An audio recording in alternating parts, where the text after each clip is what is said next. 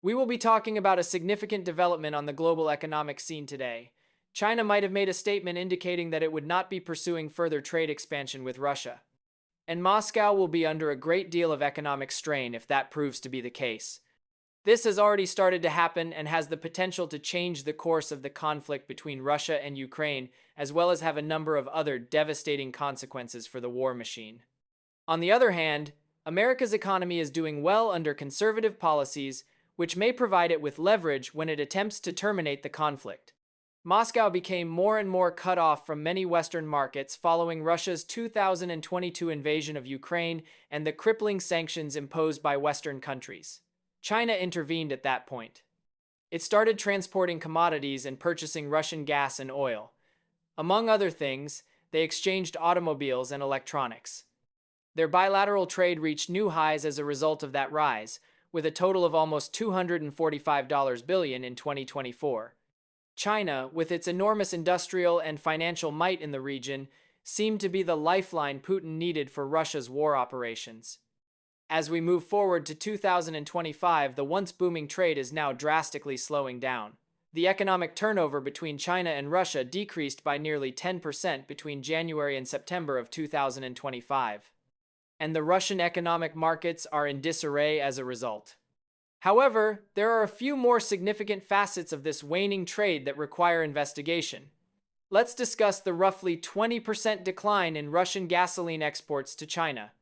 With a comparable drop, China has also ceased sending electronics to Russia. This is the result of China cutting back on commerce with Russia as additional sanctions are imposed on the country, further cutting it off from the rest of the world as the invasion of Ukraine goes on. According to people close to the Russian administration, China is currently too willing to support Russia's economy. China is essentially opposing further trade expansion as well. Due to their own economic challenges, Chinese officials are becoming less eager to buy goods from Russia and are becoming extremely picky about what they would allow. China does not act like an ally, according to Russian officials. He cited other cases in which China was unreliable as a payment partner and flatly refused trade imports without comment. There are risks of sanctions and regulations associated with maintaining a wider trading connection. China is tired of further involvement in Russia's war economy, leading to secondary sanctions or damage to its reputation. Russia's war economy is almost 10 times smaller than China's. Beijing has leverage because of that. Russia will have few trading options if China decides to withdraw. Furthermore, Putin's lifeline is also proving to be less dependable, as Ukraine's drone attacks on expensive military hardware within Russia have become more precise.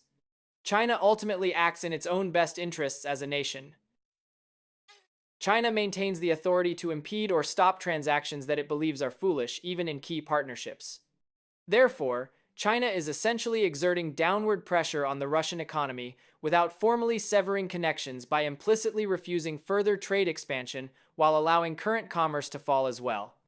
The Russian war machine and their damaged economy are suffering greatly as a result of this stealthy move. President Trump has criticized India for purchasing Russian oil and gasoline, and Russia has tried to find trading partners like India. However, that might potentially stop trade between India and Russia. However, the way India conducted business also didn't exactly sit well with the Russians. According to Russian government authorities, the homeland has no real ally. They even assert that India is acting entirely and solely to further their own agenda. The field is cleared by Russia's decline. Russia's ability to wage war is severely limited in a weak, almost bankrupt Russia, and it is less equipped to act aggressively.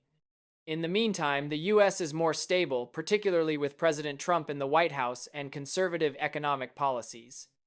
America's economic foundation is strengthened by reduced taxes, regulatory relief, energy independence, and a strong drive for domestic manufacturing. This gives President Trump the most power to end the conflict and control which countries engage in trade with Russia. Trade between the nations rapidly declined when Trump implied that nations like China and India reduce their energy trade.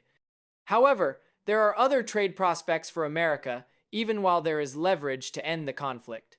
China is already limiting Moscow's economy and defensive capabilities, so its rejection of any trade expansion with Russia is more than just symbolic. The weakness of Putin's hold on power in the Kremlin is demonstrated by Russia's desperate attempt to stop the collapse.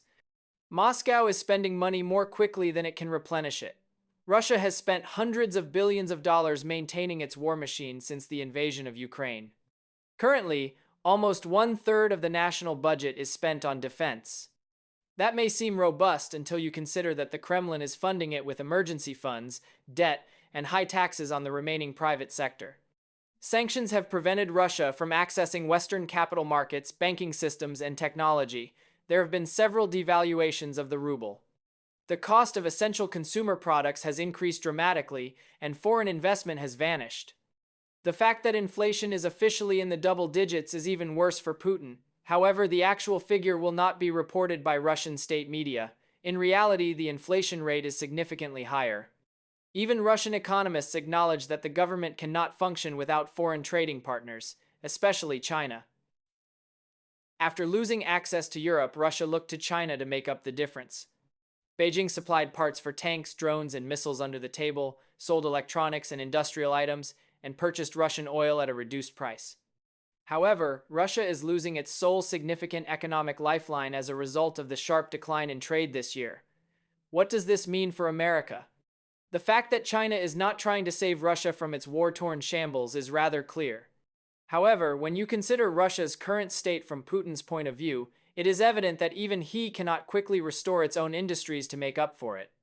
Modern machinery is lacking in factories, engineers are fleeing the nation, and the labor has been severely depleted by wartime mobilization.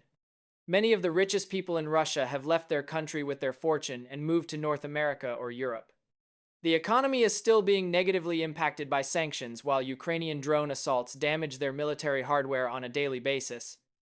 You risk losing your export markets and pleading with international trading partners to save the day when you're financing a war as big as Russia's.